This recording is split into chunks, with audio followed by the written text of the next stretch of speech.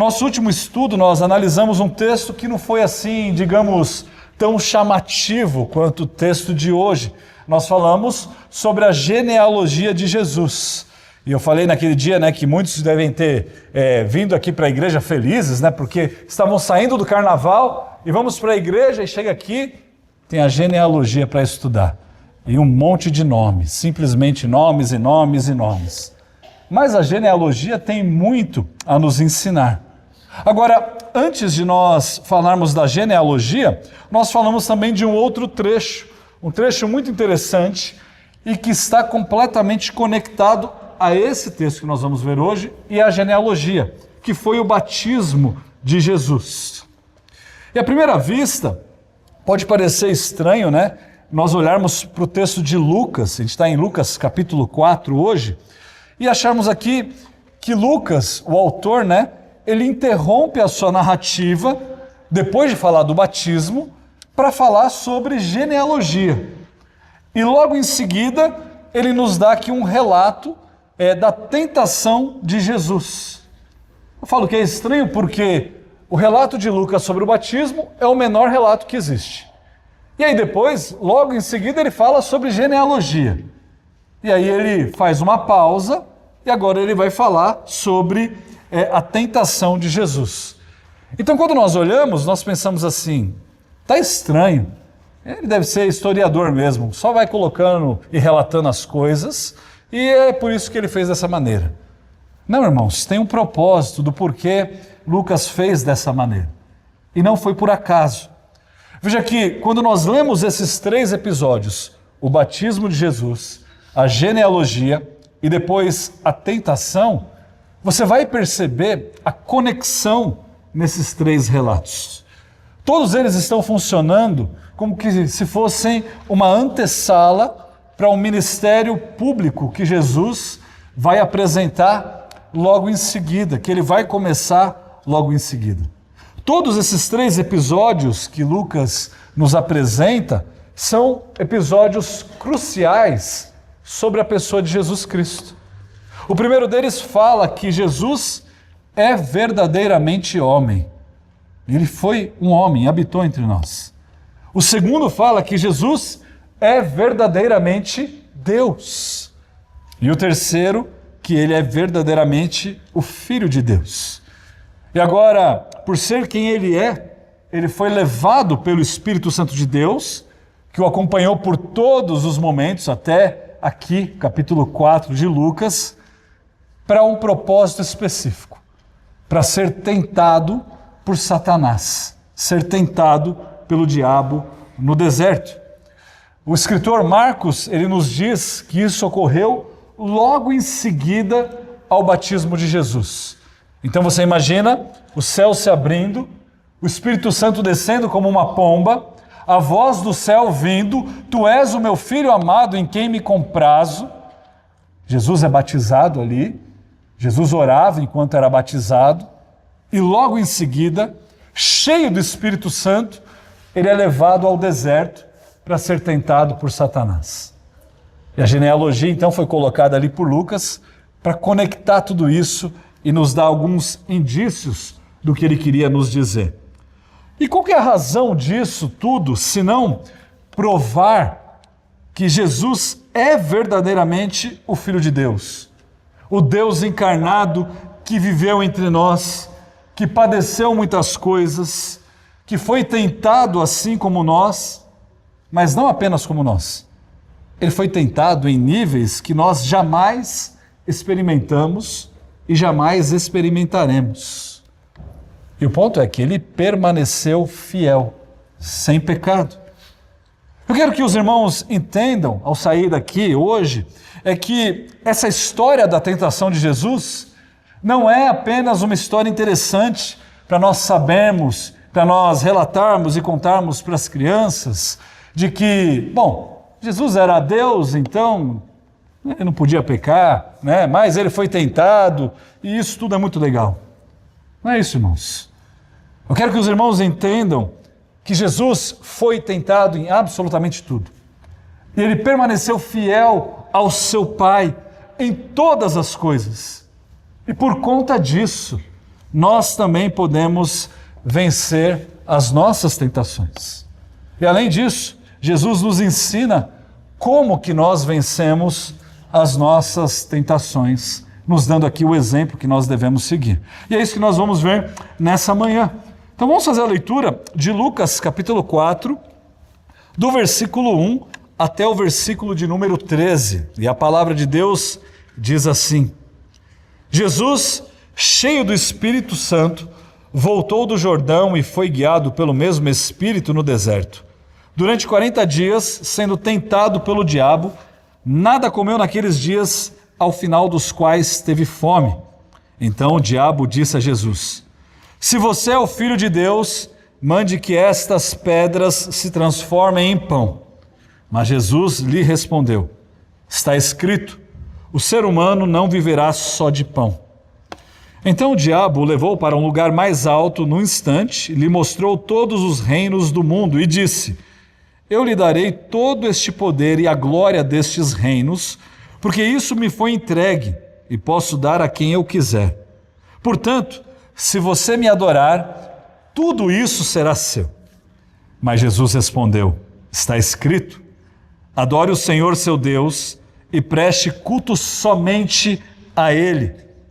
Então o diabo levou Jesus a Jerusalém, colocou-o sobre o pináculo do templo e disse: se você é o Filho de Deus, jogue-se daqui, porque está escrito, aos seus anjos ele dará ordens a seu respeito para que o guardem. Eles sustentarão nas suas mãos para que você não tropece em alguma pedra. Jesus respondeu ao diabo: também foi dito, não ponha à prova o Senhor seu Deus. Tendo concluído todas as tentações, o diabo afastou-se de Jesus até um momento oportuno. Veja em primeiro lugar que foi o próprio Espírito Santo de Deus que guiou Jesus ao deserto. A ocasião da tentação de Jesus não foi o acaso, não foi um erro, e menos ainda uma questão de sorte por parte de Satanás. Irmãos, foi o Espírito Santo de Deus que estava presente no batismo de Jesus, que estava presente desde a criação, que compeliu, essa é a palavra original que Marcos usa, para levar Jesus ao deserto. Deus Pai sabia exatamente o que é que aconteceria naquele local. Deus não foi pego de surpresa quando Jesus se deparou com Satanás o testando naquele local inóspito. Essa foi uma obra de Deus e uma obra com um propósito bem definido: mostrar a fidelidade de Jesus ao Pai. Afinal, toda tentação, ela serve a dois propósitos. Toda tentação, ela serve, de um lado, para mostrar que Satanás vai nos buscar levar a pecarmos, a ir contra Deus. E por outro lado, Deus está buscando nos aperfeiçoar por meio dessas chamadas provações. Só para que os irmãos, por meio de curiosidade aqui, entendam, a palavra tentação e provação é a mesma palavra. Deus está nos provando e Satanás está nos tentando. Lucas nos diz que Jesus, ele ficou ali no deserto por 40 dias, sendo tentado pelo diabo, e que no final desses 40 dias foi então que ele teve fome. E além da própria situação da tentação, imagine você, Jesus estava enfrentando 40 dias com fome, sem ter o que comer. Eu tenho certeza que você fica insuportável com apenas 2 horas sem comida. Se nós não tivéssemos um cafezinho da manhã ali sendo oferecido para os irmãos, ninguém ia aguentar você aqui na igreja. Agora imagine a situação de você estar num local como um deserto por 40 dias e você não ter comida. Essa era a situação em que Jesus se encontrava. Veja também que essas 3 tentações que foram registradas aqui, como eu disse, não foram as únicas que Jesus sofreu.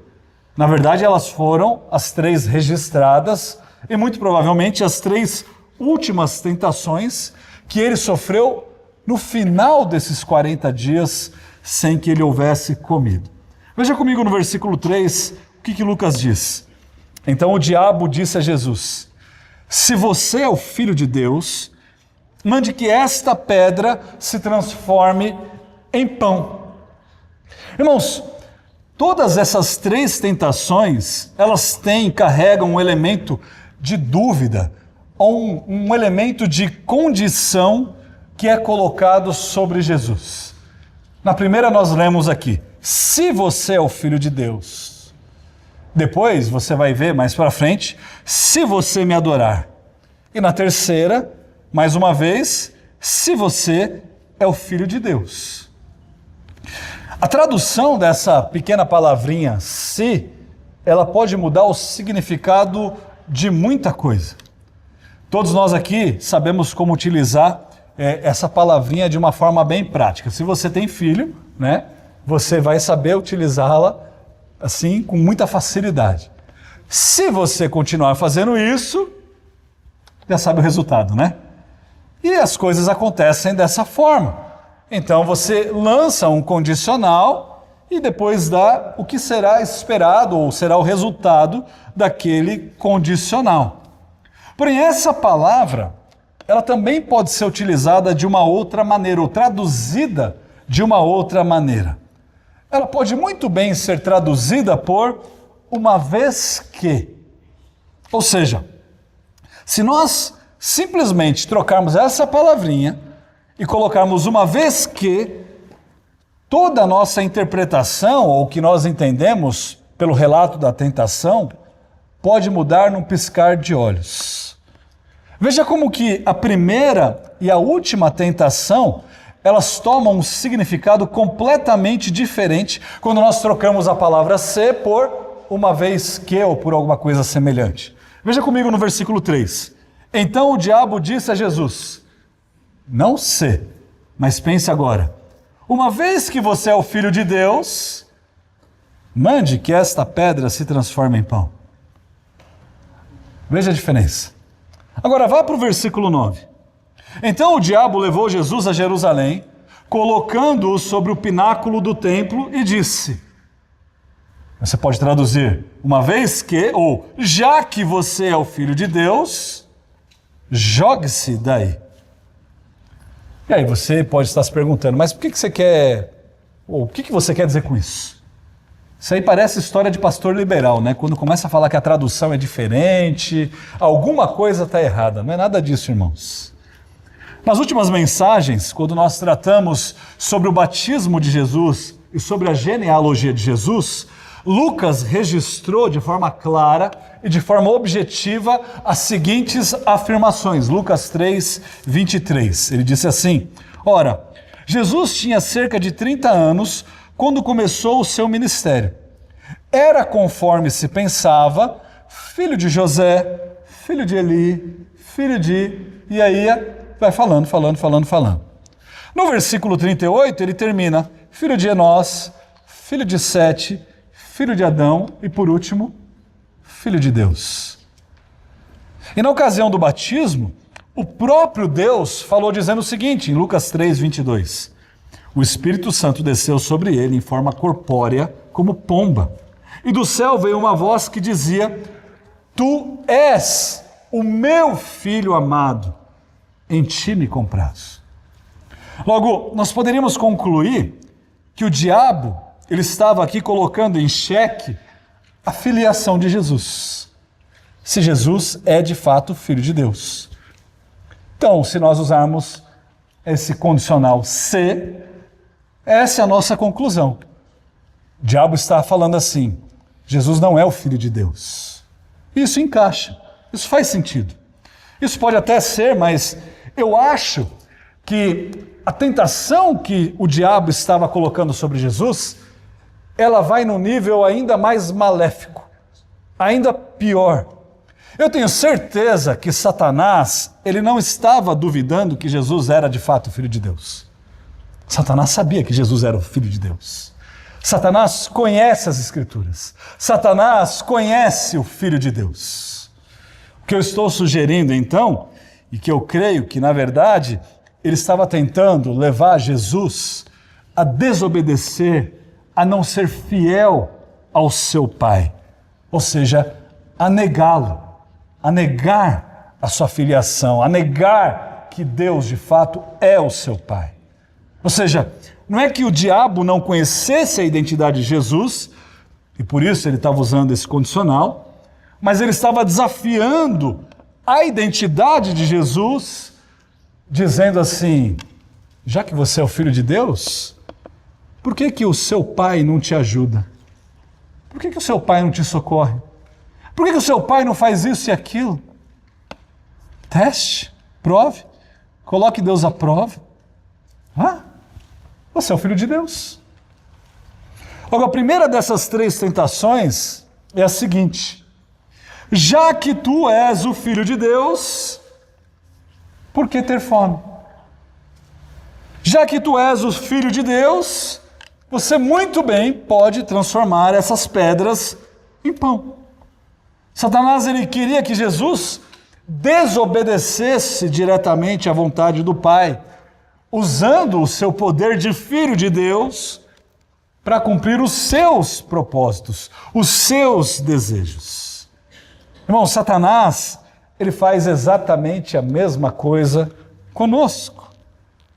Já que você é filho de Deus, por que então não se entregar ao seu pecado? Afinal de contas, Deus perdoa, não é verdade? Por que não ceder um pouquinho mais?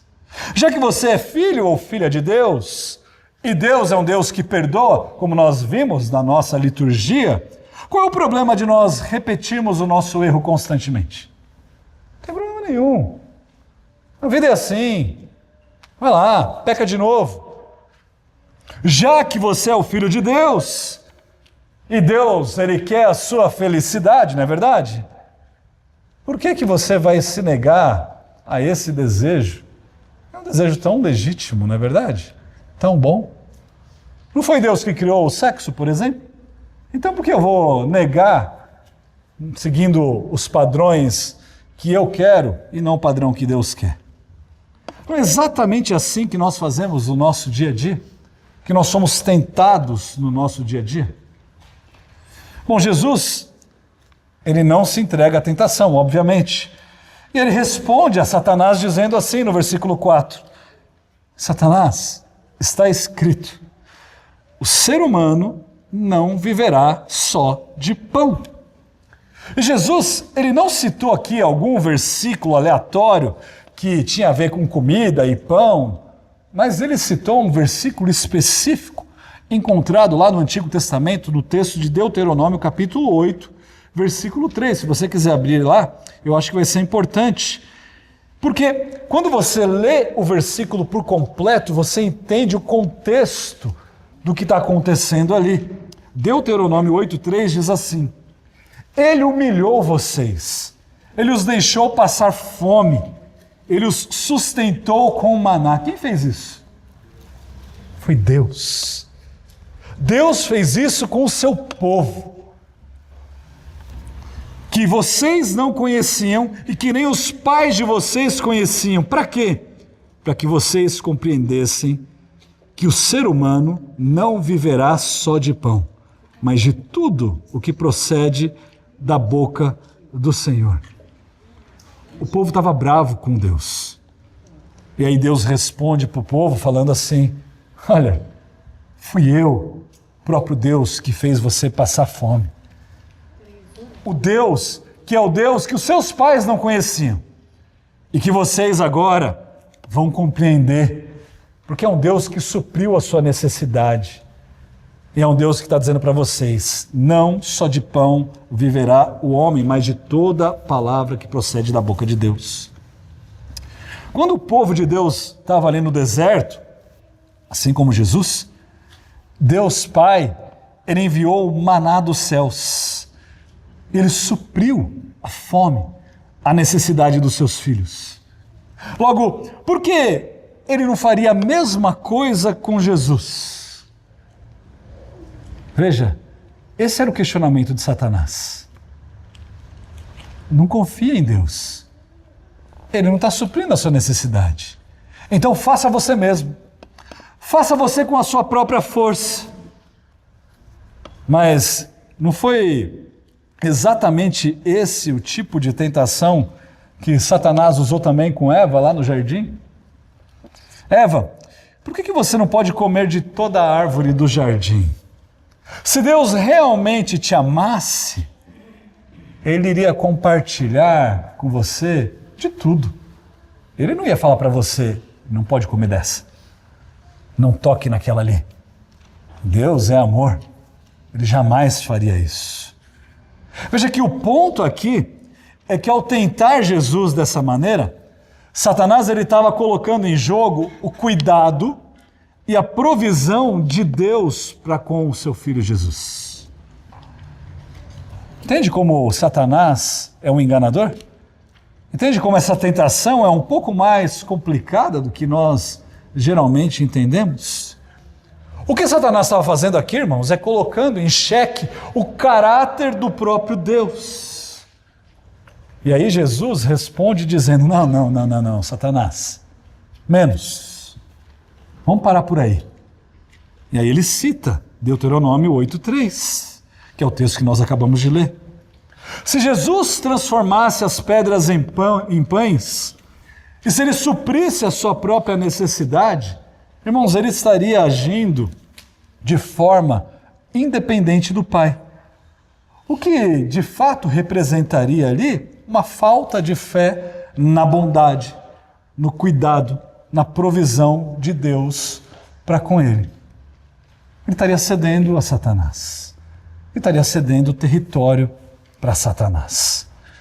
Então, o que nós aprendemos nessa primeira resposta à tentação, e que é infinitamente melhor sofrer debaixo dos desígnios de Deus, que muitas vezes nós não entendemos, do que simplesmente tentar suprir as nossas vontades e necessidades de forma independente do nosso Deus. Esse é o ponto. E logo em seguida, Satanás ele apresenta mais um desafio. Nos versículos 5 e no versículo 6, ele diz assim: então o diabo o levou para um lugar mais alto e num instante lhe mostrou todos os reinos do mundo. E disse: eu lhe darei todo este reino, ou todo este poder e a glória destes reinos, porque isso me foi entregue e posso dar a quem eu quiser. Irmãos, pensa comigo. Pensem comigo. Que oferta tentadora. Todos os reinos do mundo. Todo o poder do mundo. Quem que não desejaria todos os reinos do mundo, todo o poder e toda a glória desses reinos? Entregues, de mãos dadas. Bastava Jesus fazer alguma coisa bem simples, não é verdade? No versículo 7, vem a condição. Ele disse ali: se você me adorar, tudo isso será seu. Basta você me adorar. Mas veja bem, Deus já havia feito essa promessa a Jesus no Salmo de número 2, dos versículos de 7 a 8. E pasmem, Satanás conhecia essa passagem. Ele conhecia essa passagem muito bem. Não é à toa que ele lança essa tentação. Lá no Salmo 2, versículos 7 e 8, diz assim: o rei diz: proclamarei o decreto do Senhor. Ele me disse: você é meu filho. É um salmo messiânico, que aponta para Cristo. Hoje eu gerei você. Peça e eu lhe darei as nações por herança e as extremidades da terra por sua possessão. A questão é que essa promessa de Deus a Jesus não era uma promessa que viria de forma simples ou de forma gratuita, mas era uma promessa que viria com preço. E o preço que Satanás estava cobrando era um preço completamente diferente daquele que Jesus e o próprio Deus estavam dispostos a oferecer e a pagar. Lá em Lucas, no capítulo 24, no versículo 25, o próprio Jesus nos explica o que está acontecendo aqui. Ele diz assim: então ele lhes disse: como vocês são insensatos e demoram para crer em tudo que os profetas disseram. Não é verdade que o Cristo tinha de sofrer e entrar na sua glória? E começando por Moisés e todos os profetas, explicou-lhes o que constava a respeito dele em todas as Escrituras. O que Jesus está dizendo é o seguinte: aquilo que Satanás estava querendo barganhar com Jesus era: me adore e você terá os reinos. Mas a promessa de Deus era a seguinte: passe pela cruz, sofra, entregue-se, e aí então você será glorificado. Irmãos, não pode haver glória dos filhos de Deus sem que houvesse a cruz encarada pelo Filho de Deus, pelo Filho unigênito de Deus. O que Satanás queria, na verdade, era rogar para si o poder e a autoridade de Deus. E aí então o nosso Senhor Jesus respondeu a ele no versículo 8, dizendo: está escrito, adore o Senhor seu Deus e preste culto somente a Ele. Não, Satanás, não é dessa forma. É pela cruz. Eu preciso passar pelo sofrimento da cruz. E sem a cruz não haverá glória. E ele responde: é somente a Deus que nós devemos adorar. E o terceiro relato nos apresenta Jesus sendo levado ao ponto mais alto do templo, lá em Jerusalém. Está lá no versículo 9, de volta lá para Lucas 4. Então, o diabo levou Jesus a Jerusalém, colocou-o sobre um pináculo do templo e disse: se você é o Filho de Deus, jogue-se daqui, porque está escrito, aos seus anjos ele dará ordens a seu respeito para que o guardem. E eles o sustentarão nas suas mãos, para que você não tropece em alguma pedra. Agora, mais uma vez, ele coloca em xeque o próprio Deus. Ele está dizendo assim: uma vez que você é o Filho de Deus, você sabe, Jesus, que você pode se lançar daqui, e certamente Deus vai enviar os seus anjos para cuidar de você. Verdade. Os anjos estavam à disposição de Jesus. Satanás falou uma coisa que é verdadeira, mas talvez não da maneira correta. Afinal, o próprio Deus, ele havia prometido isso, e Satanás, ele usa esse texto para tentar enganar Jesus a duvidar do caráter do próprio Deus. No Salmo 91, versículos 11 e 12, diz assim: porque aos seus anjos ele dará ordens a seu respeito, para que guardem você em todos os seus caminhos. Eles o sustentarão nas suas mãos, para que você não tropece em alguma pedra. Bíblia, é bíblico. Satanás está fazendo uma citação da Bíblia. Então Satanás não está mentindo. Não vai acelerando o processo, não. Ele é o pai da mentira. E aí Jesus corrige Satanás dizendo o seguinte, Deuteronômio 6,16: não ponham à prova o Senhor, seu Deus, como fizeram em Massá. Desde os primeiros dias que você entra num seminário, tem uma frase que todo seminarista conhece, que todo pastor fala quando vai pregar: texto fora de contexto só serve para pretexto. Irmãos, Satanás é o rei do blefe. Se você jogasse truco com ele, você ia perder sempre, porque ele é o rei do blefe. E o que ele está fazendo aqui é conduzindo a conversa a fim de enganar o próprio Senhor Jesus, enganar as pessoas para que elas comecem a pensar: mas as Escrituras dizem isso. Então, se as Escrituras dizem isso, logo a conclusão é essa. Mas e as outras Escrituras? Dizem o quê? Elas se contradizem? Não, de modo nenhum. Então Satanás, ele usa de estratégias para fazer com que nós venhamos a desobedecer ao nosso Deus. Mas o Senhor o resistiu. E o Senhor o resistiu citando as Escrituras e mostrando para ele que não é texto fora de contexto que vai servir de pretexto para que ele desobedeça ao seu pai. E o Senhor o resistiu, como fez por 40 dias, e o resistiu no final desses 40 dias com essas 3 tentações. E aí Lucas termina o relato desse texto no versículo 13 dizendo: tendo concluído todas as tentações até esse momento, afastou-se de Jesus, veja, até um momento oportuno. Ele não parou aqui. Ele jamais pararia aqui. Então não há dúvidas de que Jesus, ele foi tentado não apenas nessas 3 áreas, mas em todas as áreas, como também nós somos tentados. Como o próprio apóstolo João disse, em 1 João 2,16, porque tudo o que há no mundo, e aí nós nos encaixamos bem aqui, os desejos da carne, os desejos dos olhos e a soberba da vida, não procede do Pai, mas procede do mundo. E nós, em situações semelhantes, somos tentados nessas áreas. Nós somos tentados em absolutamente tudo.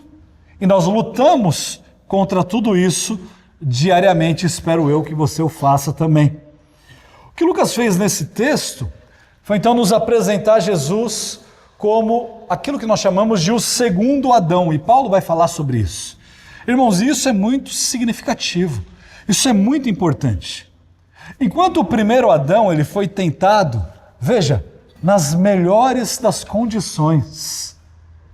Ele foi tentado ali num jardim, onde ele tinha todos os frutos para ele provar. Jesus foi colocado à prova por 40 dias, passando fome. Adão foi tentado no jardim, enquanto Jesus foi tentado no deserto. O primeiro Adão falhou, enquanto Cristo, o segundo Adão, saiu vitorioso. Mas, em meio a tudo o que nós passamos, muitas vezes nós começamos a tapar os nossos ouvidos para aquilo que a palavra de Deus nos diz, e nós começamos a dar ouvidos para aquilo que o mundo nos diz, as vozes do mundo, a falsos mestres, a falsos ensinos, e nós ficamos confusos e começamos a seguir essas vozes. Por isso nós precisamos nos atentar, nós precisamos estar prontos a desacreditar e a refutar esses argumentos contrários à fé. Argumentos que são equivocados, que nos confundem, vozes que nos confundem, que nos levam a nos afastar de Deus. Irmãos, nós precisamos refutar e deixar de acreditar no uso indevido das Escrituras. Não é porque determinada pessoa cita a palavra de Deus que ela está falando da parte de Deus. Não é porque ela tem vários versículos memorizados, todos eles fora de contexto, que ela está falando da parte de Deus. Embora o próprio Satanás tenha citado as Escrituras para sugerir que Jesus se lançasse do templo ali, a fim de que um milagre acontecesse, Jesus ele fez o quê? Para aí, Satanás. Ele corrige a interpretação e aí sim ele cita a palavra de Deus de forma correta. Não tentarás o Senhor teu Deus. Nós precisamos também estar prontos para corrigir os falsos mestres. Talvez alguns deles ajam como servos de Satanás, de fato, ensinando mentiras, falsidades, lançando dúvidas sobre a fidelidade de Deus. E se você conhece uma pessoa assim, afaste-se dela. Se você tem a oportunidade, refute-a. Se não, afaste-se dela. Pare de ouvir essa pessoa. Mas ela fala, 90% do que ela fala é tão bom. E os outros 10% estão contaminados. E esses 10% podem causar um impacto e uma influência tão negativa que vão afetar todos os outros 90%. Lembre-se, irmãos, que como filhos de Deus, nós fazemos parte da família de Deus. E por isso nós não devemos tentar lutar e enfrentar as nossas tentações sozinhos. Lembre-se que, como parte da família de Deus, como membros de um só corpo, como pedras de um só edifício, uma só edificação, nós podemos recorrer aos nossos irmãos, que podem ser um ombro amigo, que podem nos aconselhar, que podem interceder por nós e conosco. E assim também você pode fazer com o seu irmão. Também nós precisamos nos atentar para o modo como o próprio Jesus venceu essas tentações. E o modo que ele venceu foi um modo simples. Ele venceu as tentações por meio da palavra de Deus. A melhor arma que nós temos contra os ataques de Satanás não é o nosso próprio conhecimento, mas é o conhecimento das Escrituras. É a palavra de Deus. É nós permanecermos fiéis à palavra de Deus. Só então nós seremos capazes de vencer as investidas de Satanás. Por isso, irmãos, é importante que nós estejamos familiarizados com as Escrituras. Por isso que nós devemos guardá-la no nosso coração. O salmista diz, para que nós não venhamos a pecar contra o nosso Deus. Nós precisamos entender, memorizar, refletir, ler as Escrituras. Sem isso, irmãos, não há solução. Sem isso, nós vamos sucumbir às nossas tentações. Todas as vezes que nós somos tentados, nós devemos nos lembrar que toda a tentação, ela vem com uma pitada de verdade. Toda mentira, muito provavelmente, ela começa com uma pitadinha de verdade. Irmãos, o que o inimigo das nossas almas faz é, na verdade, plantar armadilhas para que nós possamos cair. E nós não podemos nos esquecer que o nosso coração é enganoso. E por isso nós não devemos confiar no nosso coração. Então, quando ele se apresentar e uma tentação surgir, ele não vai surgir com uma mentira daquela cabeluda que ninguém acredita, mas com uma verdadezinha ali implantada, para que você comece a duvidar e a pensar e refletir: será que de fato isso não é verdade? Será que eu não estou errado? Será que eu não devo duvidar de Deus? Veja também que Satanás, muito provavelmente, ele não vai aparecer para você naquela figura assustadora, mas ele vai se apresentar numa figura sedutora, apelativa, com a qual você vai ser tentado, independente da sua situação. Talvez ele se apresente para mim de uma maneira que ele não se apresenta para você. As tentações que você vai passar ao longo dessa semana são completamente diferentes das minhas. Eu creio que ninguém aqui vai ter um desejo de tomar 5 ou 6 energéticos por dia. Mas eu tenho que lutar com essa tentação, e talvez você tenha que lutar com outra, mais complicada ou mais simples. O seu trabalho, o trabalho de Satanás, é de enganá-lo. De alguma maneira que ele vai se apresentar, deve ser uma maneira chamativa, que atraia você a ele, independentemente de como for, não ceda. Um outro ponto de cuidado que nós devemos ter é de nós nunca abaixarmos a nossa guarda. Nunca abaixarmos a nossa guarda. Para os lutadores, isso é a lição número 1. Você nunca abaixa a sua guarda. Você pode ser o melhor dos lutadores. Com a guarda baixa, o dia do nocaute virá. Pergunta para o Anderson Silva, o que aconteceu com ele há mais ou menos uns 10 anos. Assim como Jesus foi tentado de diversas vezes e diversas maneiras, nós também seremos tentados diversas vezes e de diversas maneiras. O nosso inimigo, ele é persistente, ele vai insistir, ele não desiste fácil, ele não vai te deixar em paz. Você vai achar que você conseguiu vencer aquela tentação hoje, então eu estou garantido para amanhã. Amanhã será um novo dia, mas eu venci isso ontem. Eu venci isso anteontem. Eu não vou me preocupar com isso hoje. Será? Não abaixe sua guarda. Porque quando você menos esperar, é então que ele vai aparecer. As tentações vão surgir. E aí então você cairá. Pastor Erwin Lutzer, ele nos lembra de mais um ponto importante quanto ao cuidado que nós devemos ter.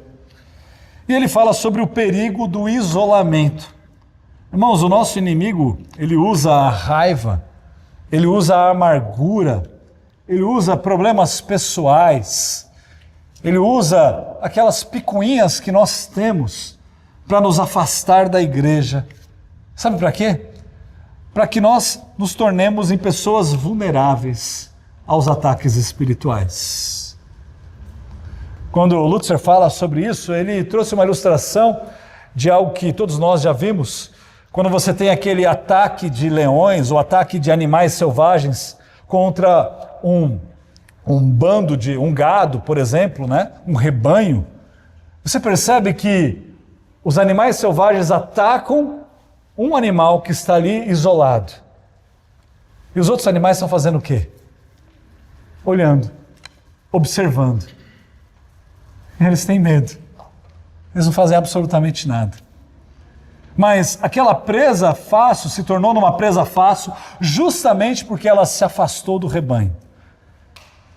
E é isso que acontece muitas vezes conosco. Nós nos afastamos do rebanho por conta das tentações que sofremos. E quando estamos agindo sozinhos, é então que nós caímos na nossa tentação. Mas lembre-se que em meio a tudo isso, nós devemos e não podemos nos esquecer que nós não podemos nos desesperar. Em Cristo, irmãos, nós já temos a vitória. O nosso Senhor é aquele que, diferente do primeiro Adão, ele não cedeu à tentação. Ele venceu a tentação. É aquele que mesmo diante da ira de Deus, ele não recuou, mas ele se entregou em nosso favor. E por isso nós devemos nos lembrar das palavras do próprio Jesus em Mateus 11:28, venham a mim todos vocês que estão cansados e sobrecarregados, e eu os aliviarei. Veja que cada tentação que você possa estar passando hoje, não é uma tentação impossível de você vencer. Se você estiver agindo por conta própria, se você não estiver em Cristo, ela vai ser impossível. Mas se você está em Cristo, ela não é impossível. Como nós lemos na nossa liturgia, não veio sobre vocês nenhuma tentação que não fosse humana. Mas Deus é fiel e não permitirá que vocês sejam tentados além do que podem suportar. Pelo contrário, ele diz, junto com a tentação, ele vai lhe prover o livramento para que vocês possam suportar. Muitas vezes o livramento, sabe qual é? Correr, é fugir. José não deixou de ser homem porque ele correu. Ele só provou que ele era homem.